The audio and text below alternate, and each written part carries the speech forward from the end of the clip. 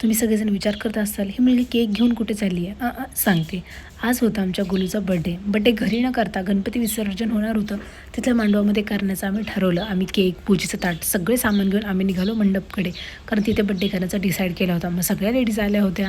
सगळ्यांनी फास्ट गोलूला ओवाळून घेतलं. जेवढे गिफ्ट्स आणले होते तेवढे दिले. गोलूला खूप सारे गिफ्ट्स भेटले ॲज बिकॉज बड्डे तिथे झाला होता.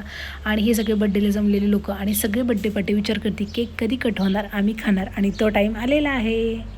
Birthday to you, happy birthday dear Golu, happy birthday to you, may God bless you, happy birthday to you, happy birthday to you.